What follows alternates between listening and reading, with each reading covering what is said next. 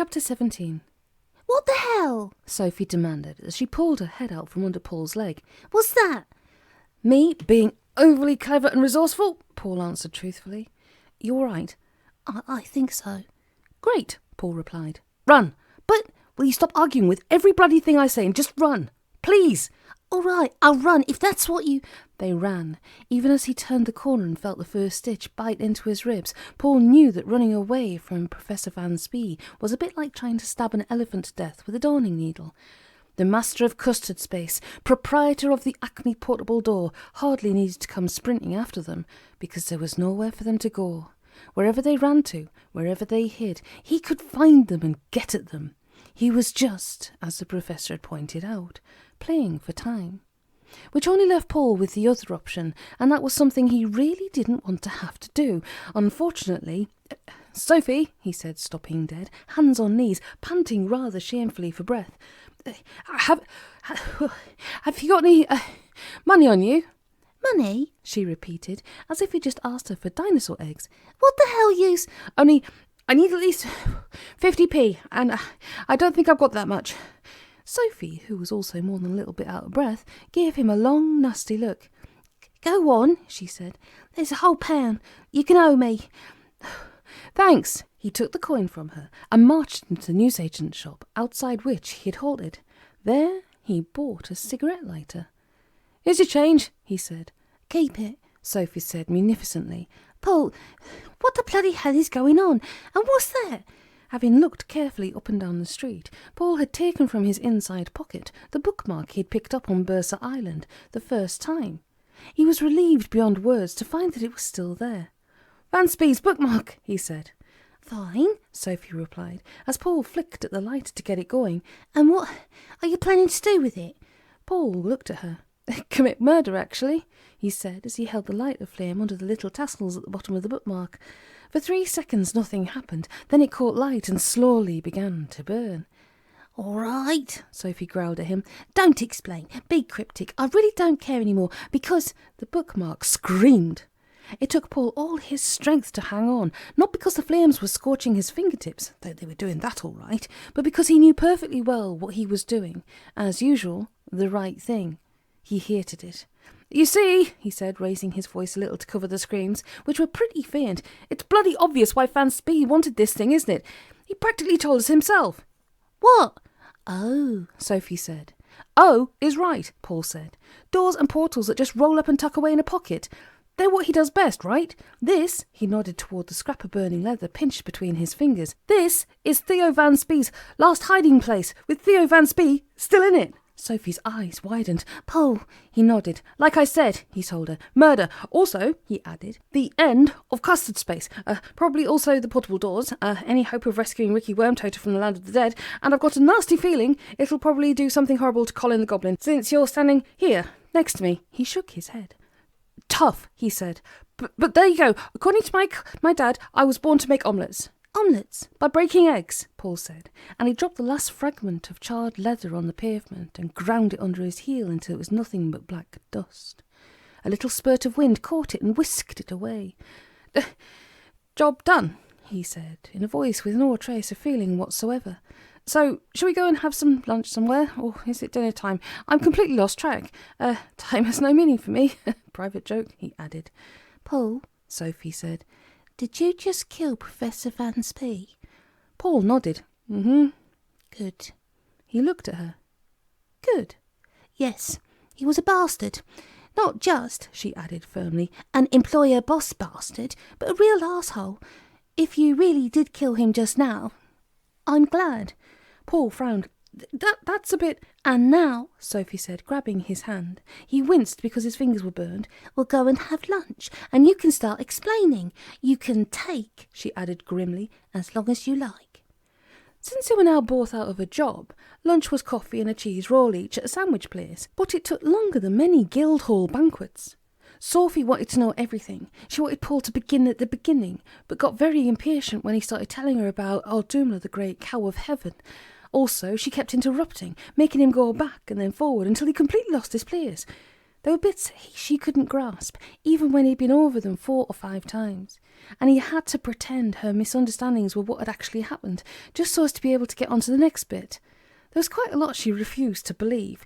For crying out loud, Paul said, why on earth would I want to make something like this up? And times when she'd break in on a complicated bit of explaining, where Paul himself was only just managing to hang on to the thread by one fingernail, to say something rather like that had happened to a friend of hers, or a cousin, or an aunt. Eventually, though, he ground to a halt and sat looking at her, waiting for a reaction. And that's it? He nodded and waited, and sipped some coffee to keep himself occupied while he was waiting. It was foul coffee and tasted of chemicals, probably the stuff they used to clean out the steel pipes of the cappuccino frothing machine. That's it, Sophie repeated. Yes, he said, with just a hint of annoyance. Enough to be going on with, I'd have thought. She sighed. It just seems, well, bloody odd to me. Glad to hear it, Paul replied. If you'd said it sounded normal, I'd be really worried about you. The remark apparently qualified for one of her beneath contempt scowls, after which she went on. The thing is, I can't see where the whole horrible mess started. Did Vansby invent Custard Space before or after the second Bursa Island duel? And what happened to the first other you, the one who was really good at sword fighting? And why did Lairtides make you go all round the country doing all those silly things, looking at trees and counting pigeons and so forth? Paul thought for a moment. I think he explained that, he said. As I understand it, which isn't much, it's a bit like Computer Mouse, only on the screen all the icons are hidden, so you just have to move the mouse around and click at random, in the hope that you'll land on the one that you want. And you were the mouse, and the stupid things you had to do with the clicking. I suppose so, Paul yawned. It wasn't surprising that he was feeling worn out. He couldn't remember when he'd last slept. It was either just before his most recent death, or just after his death before last, and besides, time hadn't any meaning for him lately. Probably he wasn't just suffering from exhaustion, but time lag as well. The other stuff you asked me. He yawned again. Sorry, I've forgotten. What was it? Something about Custard Space. Sophie was yawning too. I can't remember either. So I don't suppose it was very important. She frowned, as though trying to round up a flock of stray thoughts with a very slow, lazy sheepdog. What is important? She went on, rubbing her eyelids. Is us. What happens next? Where do we go from here? Paul replied, and he knew that yes, this was really important, really, but in spite of that, he couldn't seem to keep his eyelids apart. Also, his head was very heavy and his neck disappointingly weak. I think I'll just, he mumbled and rested his head on his forearms. As he closed his eyes, he heard Sophie yawning hugely. A couple of minutes later, the little bald round-headed man who ran the sandwich bar came out from behind the counter, checked to make sure all the other tables and chairs were empty, and turned the sign in the window from open to closed, even for the sale of prancing poker crisps. Just to be on the safe side, he shut the bolts on the door and drew the blinds. Then, tiptoeing, he left the room and nipped out into the back, locking the door behind him. On the other side of the door, he grinned, although there was a smidgen of sadness in his empty black eyes. In a few minutes he'd ceased to exist, at least until the next time, and when that happened and he was jerked back into existence, he was pretty sure he'd wake up as someone else, a slightly but crucially different personality, because that was what always happened. He'd never be Frank Lairtides again at any rate, in which case, even if his son was still alive when the next call to duty came, he wouldn't be Paul's father any more. Pity that. He'd created worlds and bred countless billions of different forms of life to inhabit them, but he'd never actually been a father before. It'd been a strain, all that worry and stress, not to mention frustration and disappointment, but on balance he felt it enriched him, and it had been fun. But, he shrugged, there you go. Meanwhile, the last step, the last procedure was now underway and, barring horrible accidents, was bound to succeed. Just to be sure, he'd sipped half as much again of the world-famous J.W. love filter as was strictly necessary into Paul and Sophie's coffee.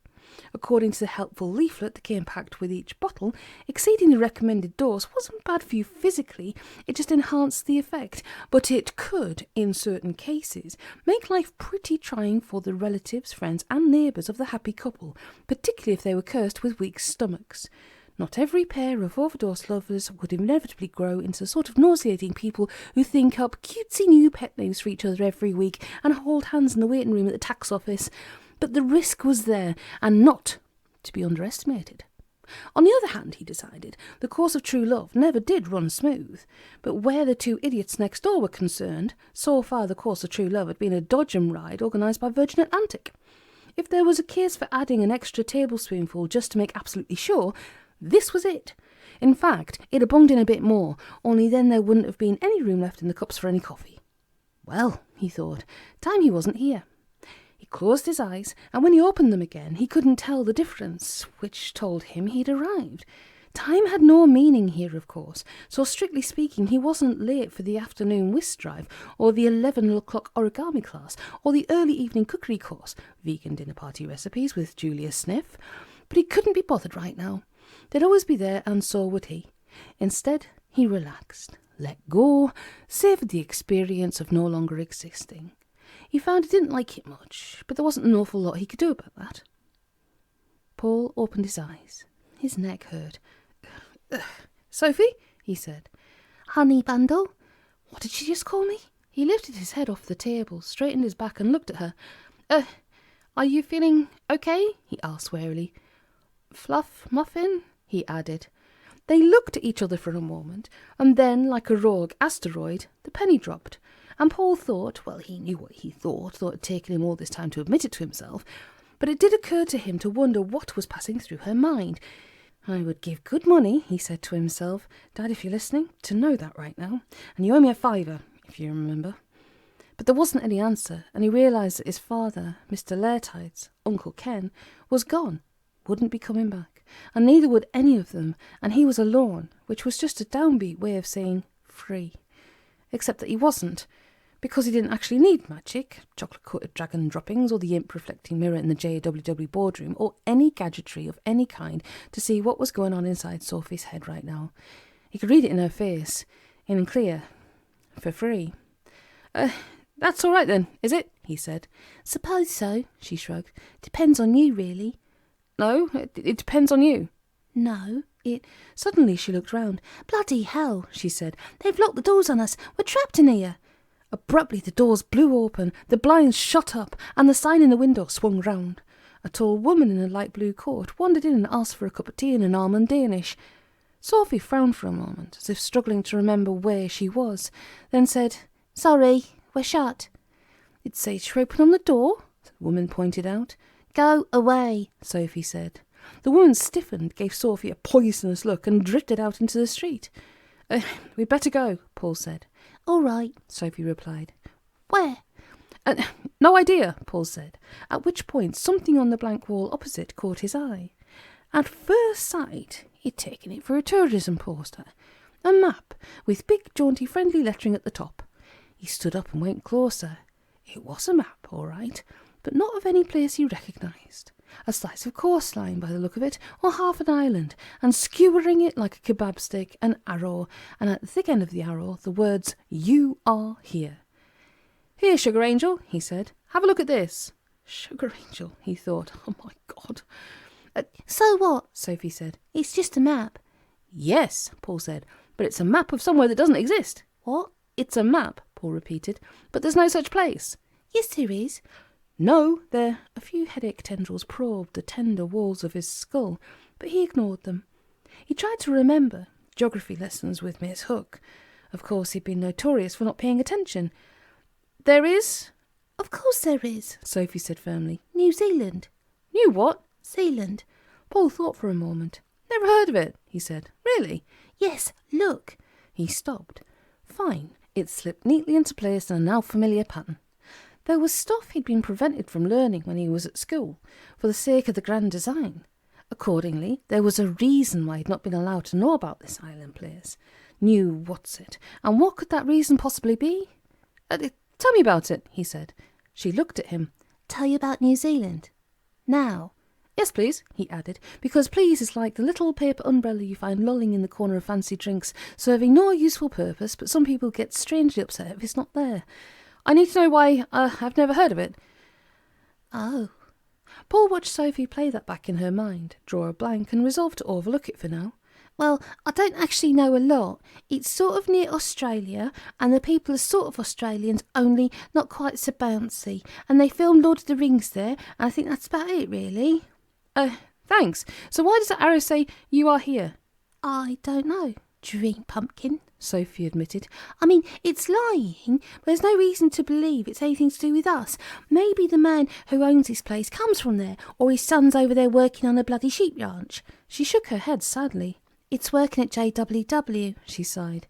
After a while, you automatically assume that anything weird must be about us personally. Paul considered that for a moment. Nice idea, he said, but I'm not buying it. Bloody hell, there's this whole island I've never heard of before, and suddenly there's a map of it on the wall. He frowned. Is it big, this new what's-it place? Fairly. Like, say, the Isle of Wight? Bigger. Bloody hell. For a moment, Paul couldn't find room in his mind for anything beyond anger at a world that had had so much fun at his expense. Kick him around, don't tell him stuff everybody else knows, kill him repeatedly, and when you finish with him, flush him around the U-bend where he belongs.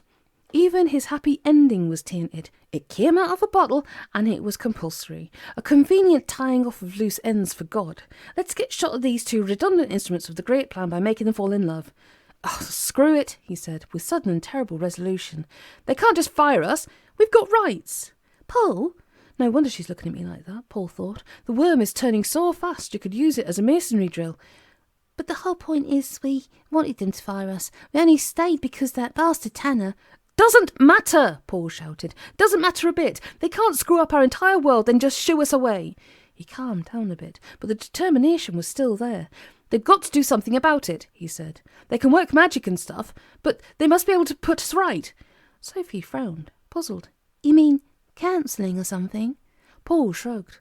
I don't know. It's not my department. It's up to them, and we're going round there right now, and if they refuse to help, well, God help them.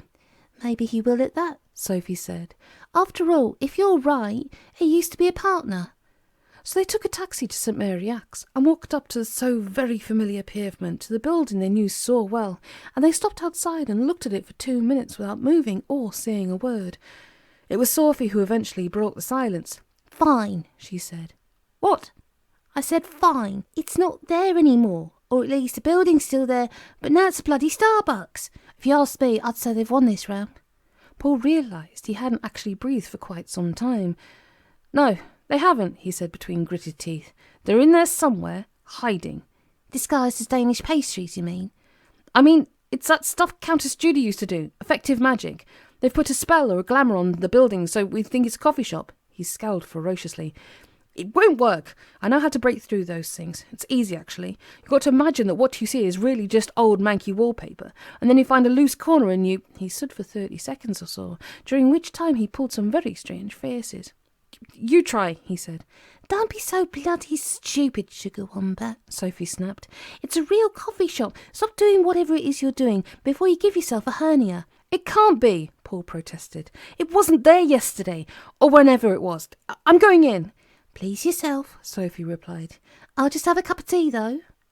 They sat down at a table that should by rights have been the reception desk, but Mr. Tanner's mum wasn't there, and although a fairly attractive blonde girl came up to take their order, she didn't grin. Excuse me, Paul asked her. Yes.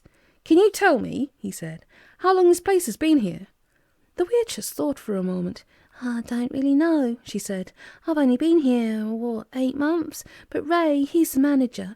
I think he's been here since it opened, and I think he said it was 3 years, something like that. 3 years? Something like that, the waitress repeated. Why, have you been here before or something? We used to work here, Sophie put in, when it was just offices. Oh, right. The waitress went away, and Paul put his face in his hands.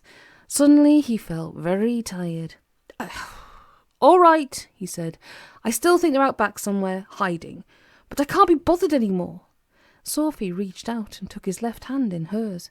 Forget about it, she said. The main thing is we don't have to go back. The rest of our lives belong to us. Someone coughed, and they both looked round. A very distinguished-looking Chinese gentleman was standing over them, wearing a beautiful dark blue suit. He nodded politely to Sophie, smiled at Paul, and handed him an envelope. Paul took it without thinking, and then he dropped it as though it was burning his hand. "Pardon me for interrupting," said Mr. Dow. "I thought I might find you here." Paul stared at him with a rare and rather unstable blend of fear and hatred in his eyes. "What the fuck are you doing here?" he muttered. "You should be—" Mr. Dow nodded. "Quite," he said. "But, as you may have noticed, the world has changed since we last met. In particular, this building. There are loose ends, formalities, a connecting door that is no longer either required nor authorized, and therefore must be sealed off. Perhaps it wasn't entirely necessary for me to come in person to supervise the arrangements, but," he shrugged charmingly, "everybody likes an excuse to get out of the office for a while every now and again. And besides," he added, "I wanted to see you." Paul felt his bowels loosen a little. Me?"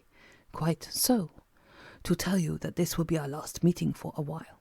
To be precise, for 62 years, 3 months, 5 days, 9 hours, 14 minutes, and," he counted under his breath for a moment or so, 45 seconds from now. "And as for you, young lady," he looked at Sophie for a moment, then shook his head. "Perhaps you would prefer me not to spoil the surprise." Sophie stared at him, then looked away as if she'd just brushed against an electric fence. "Paul," she said, "who the hell's this and what's he talking about?" "Him?" Paul closed his eyes, then opened them again. "Oh, that's just Mr. Dow from the bank. I'm sorry," he went on, "but I missed that. Could you just repeat?" "No," said Mr. Dow, smiling. "The letter is not from me or my associates. Mr. Tanner asked me to give it to you. Before you ask, I have no forwarding address for him. I'll be seeing him in," he glanced at his watch, "an original dahlia and probably quite valuable, in 4 years or so.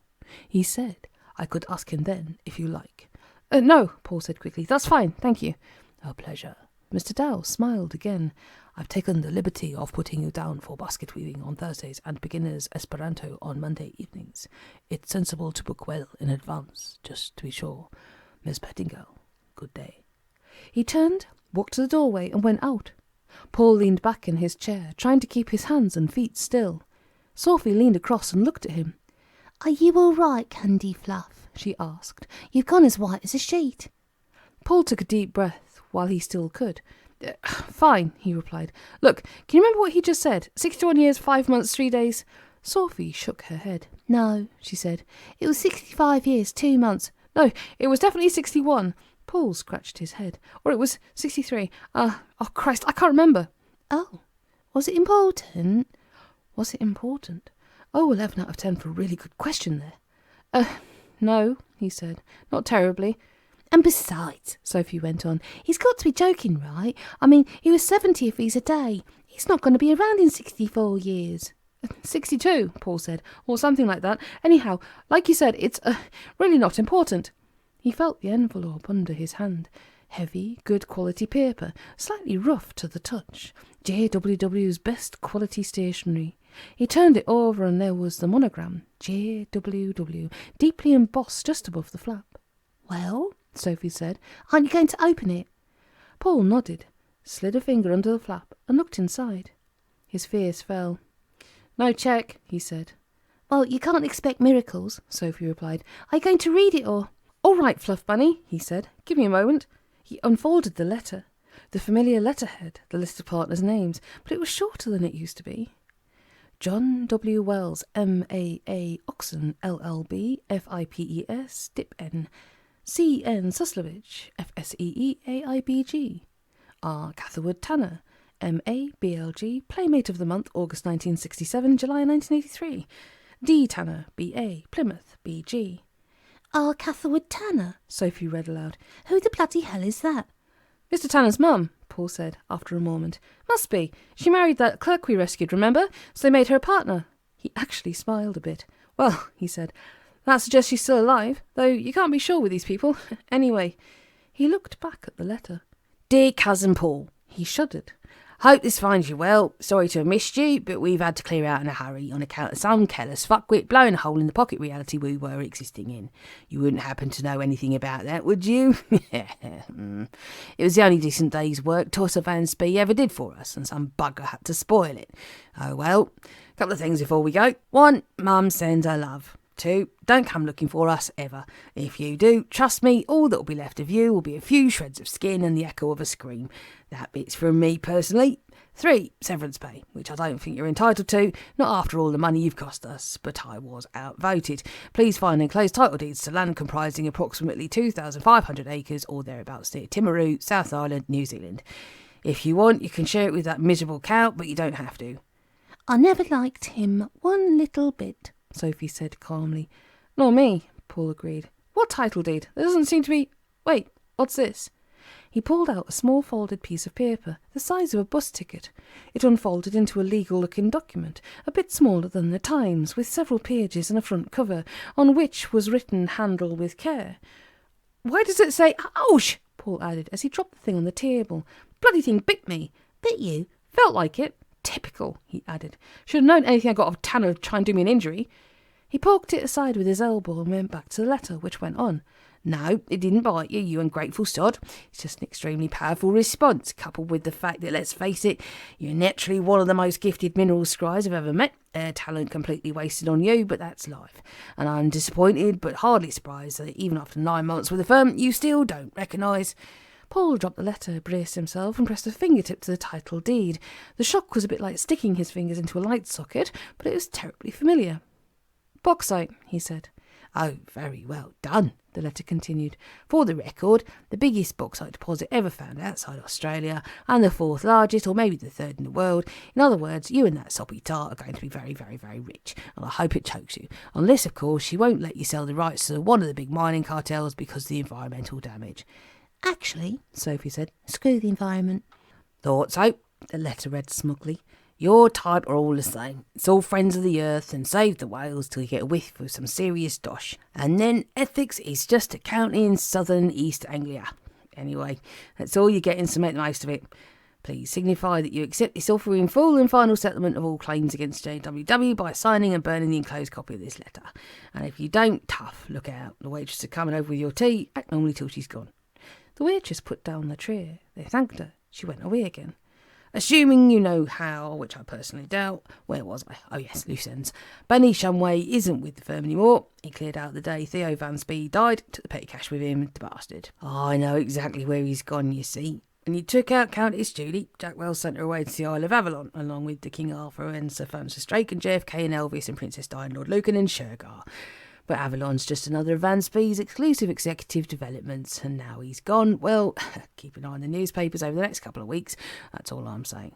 My guess is Benny's gone to rescue the only woman he ever really loved, which is kind of romantic, even if she is a psychotic megalomaniac killer elf. A propos of which you might consider laying in a stock of really strong coffee, like the Red Lavazza Espresso. Sweet dreams are made of this, as the old song says. Sinister chuckle. Oh, God, Paul murmured. Quite. I expect he's on her trail right now, your old man, like they say. No rest for the righteous, in which case Judy and Benny won't be on the loose for very long. Pity about Benny. A sad tendency to think with his dick, but a damn competent cashier all the same. But it'll all come right in the end. He'll go down for a very long time, and we'll get our money back. I guess you could say Benny's yet another casualty of your bloody heavy-handed interference. Honestly. I know you never liked us much, but you certainly had your pound of flesh out of the partnership. Humph Wells, Countess Judy, Van Spee, Ricky Wormtater, and now Benny Shumway. Anybody think you had a grudge against us or something? Whatever. Must stop now. Got a whole office to unpack, so I'll round off with a bit of advice for the both of you. Look, it's true you've both been buggered about with the firm, and by flank their tides as well, of course. Sure as God made the little green apples, and that was a dirty trick too. Everything that's made the two of you what you are was part of some other bugger's top-secret agenda. You were bred up specially to be deployed against someone else's enemies. And now the war's over and you're left behind like all those Soviet nukes when the Berlin Wall came down. The important thing in that case is to make sure that you don't fall into the wrong hands. Otherwise, there's no knowing how much damage you might do, which is why the last thing Frank did before going away was to dose you up with the famous J.W. filter. You were made for each other, after all, like the Bride of Frankenstein. And yes, I know you feel pretty hacked off about that, but what the hell? Don't let the self-pity get to you. After all, vast numbers of people came into this world for all the wrong reasons, like, for instance, 2 hormone-crazed teenagers getting careless behind the bike sheds, or an unhappily married couple who should have divorced years ago, thinking that a kid will put everything right between them. But it's not how we got where we are that matters, it's what we do now we're here, while we're here. Look, all this mushy stuff has made me want to puke, and sure enough, the ink on the page was gradually turning green, so I better knock it on the head. But I'll just say this, doesn't matter why you two pains in the bun are in love, just face the fact that you are. And with patience, understanding, mutual respect, a sense of humour, and $12 billion worth of premier grade bauxite, you may be able to make a go of it, if you want to. That's it. Be strangers, don't keep in touch, drink your tea before it gets cold. Cordially, Squiggle. PP, Dennis Tanner. For a long time, Paul and Sophie sat still and quiet, carefully not looking at each other. Then Sophie reached out a hand, took the letter, and slowly, methodically, tore it into little pieces. "Interfering, dirty-minded, prurient little troll," she said firmly.